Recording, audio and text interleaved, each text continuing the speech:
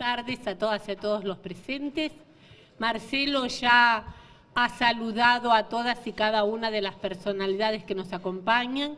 Para nosotros es una responsabilidad y una alegría poder transmitir qué es lo que nuestro programa de gobierno quiere llevar adelante en la educación de los uruguayos y de las uruguayas. Como mucho se ha hablado del ADN de la educación y como tenemos un perfil profesional marcado, queríamos comenzar esta actividad diciendo un poco qué es el ADN y por qué hablamos del ADN. Porque el ADN es lo que nos constituye a todos y cada uno de nosotros, lo que nos da también las características genéticas, pero en realidad tenemos o existen más de 30.000 genes. El ADN tiene más de 30.000 genes, aparte de que 46 nos identifican a las personas como masculina o femenina.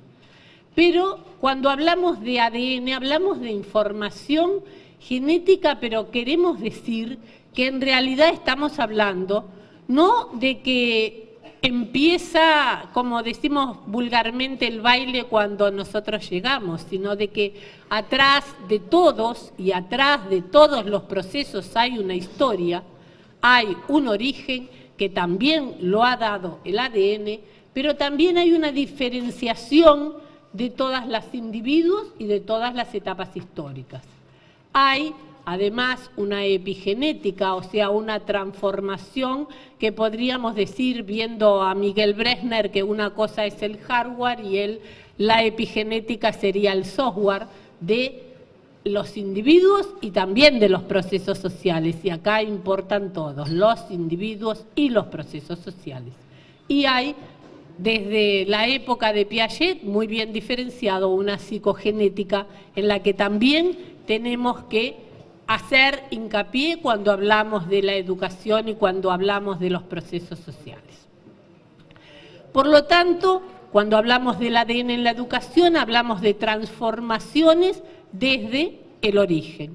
Y esas transformaciones tenemos que explicitar cómo haremos, dónde, con quién y para qué son esas transformaciones.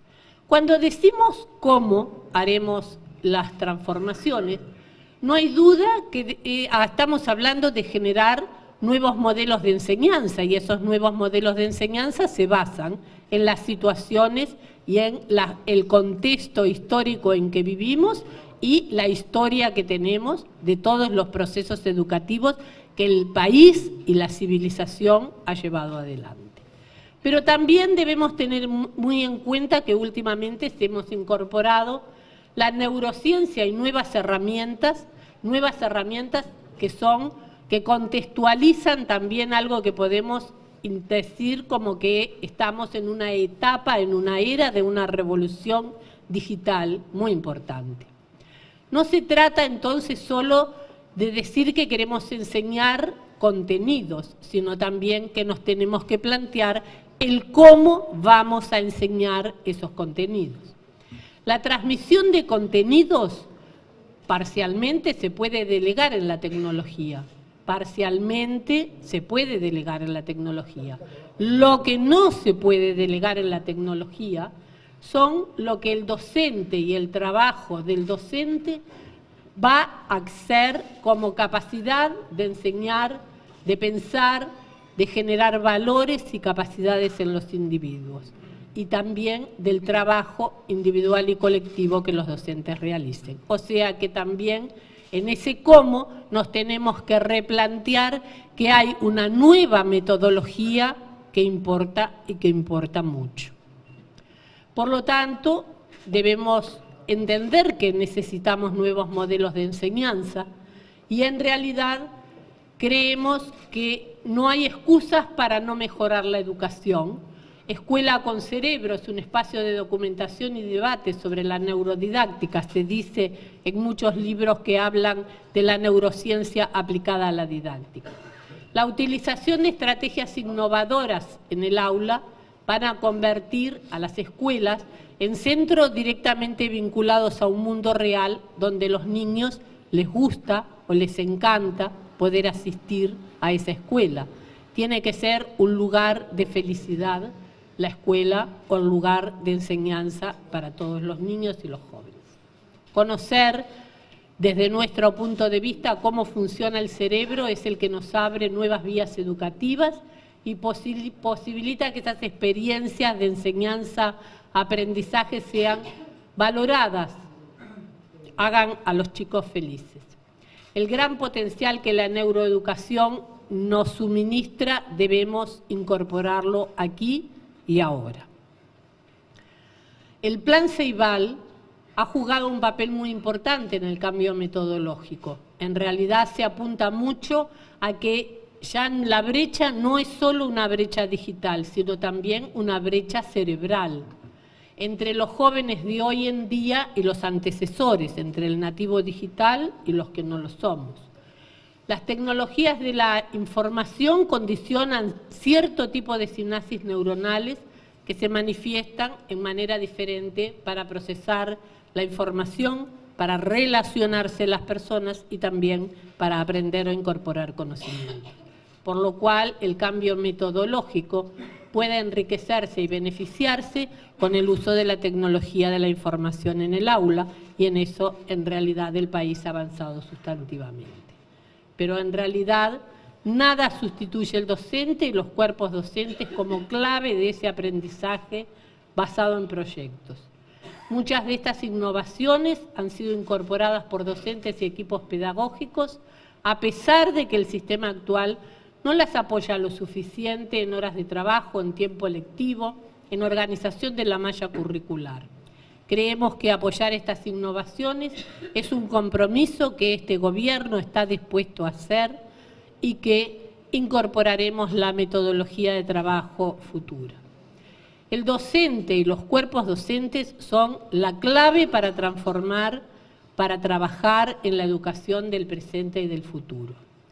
Estas herramientas que están más orientadas al desarrollo de las capacidades de cada niño, en vez de centrarse en el déficit del alumno, deben centrarse en el potencial del alumno. Por lo cual hay un salto cualitativo en la importancia y en la centralidad del docente.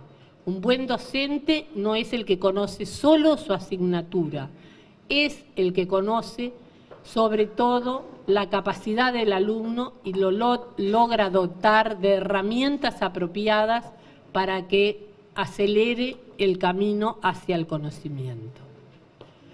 ¿Dónde debemos decir que se hacen los cambios? ¿Dónde generamos las transformaciones? En la sociedad toda. Por eso creemos y valoramos muchísimo la importancia de todo el colectivo social que hoy nos acompaña, en el entorno de todos y cada uno de los que están en el proceso de enseñanza-aprendizaje, en la familia, en el barrio, en la escuela o en el liceo. El país, la familia, el barrio y el centro son verdaderas comunidades de aprendizaje y así debemos tomarlo. Debemos entonces redefinir el rol y competencia del docente en formación en metodología efectiva, como ha afirmado el profesor Raúl Salas Silva. No podemos seguir, hablando él de los docentes, no podemos seguir como estamos si queremos los profesores ser realmente profesionales de la educación. Tenemos que actuar como tales y eso requiere que adquiramos una base de información científica sobre el cerebro, sobre cómo aprende el cerebro. ¿Con quién estamos dispuestos o es necesario transitar estos caminos? Tenemos que preguntarnos si necesitamos un nuevo paradigma, nuevos fines y nuevas herramientas. Tenemos que preguntarnos si los procesos no tienen que ser más colectivos. La cooperación y el trabajo en equipo entendemos que es una clave muy importante. ¿Con quién? Los pares. Los alumnos aprenden de los alumnos y los docentes también aprenden de los docentes y transforman sus prácticas en contacto con la comunidad. Esto es realmente incontrastable, es absolutamente necesario profundizarlo y debatirlo.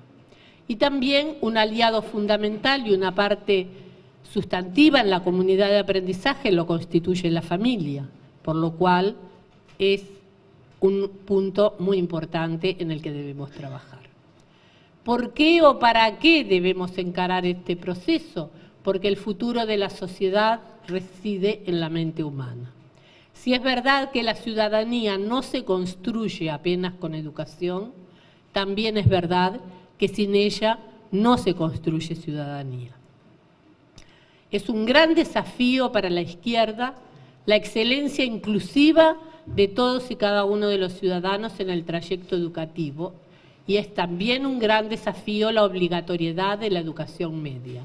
Es un mandato de democratización del conocimiento y capacidades para el siglo XXI, un nuevo contrato de ciudadanía. No se logra lo uno sin lo otro. Para democratizar debemos transformar. Y, como siempre es vigente, vamos a terminar citando a Paulo Freire en La educación como práctica de la libertad. La obra de Freire está marcada por una profunda pasión por la libertad humana y al mismo tiempo una rigurosa y siempre renovada búsqueda de una pedagogía generadora de una democracia militante. La filosofía de la educación se basa en una pedagogía volcada en la práctica, en la acción transformadora. La mejor manera de pensar es pensar en la práctica, decía Paulo Freire.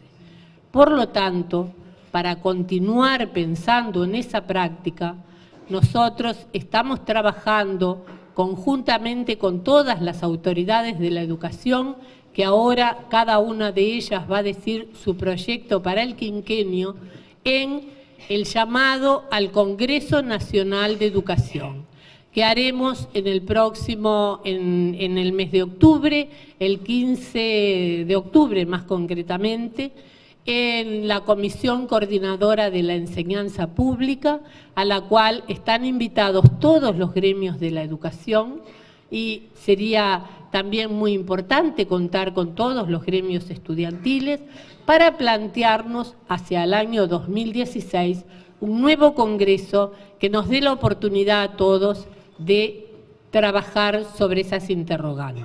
Por eso a los compañeros que lo están preparando, al maestro Juan Pedro Mir y a nuestro subsecretario Fernando Filgueira, le vamos a pedir que después de estas presentaciones haga un resumen de lo presentado, que es lo que vamos a volcar para iniciar las actividades del Congreso. Muchas gracias.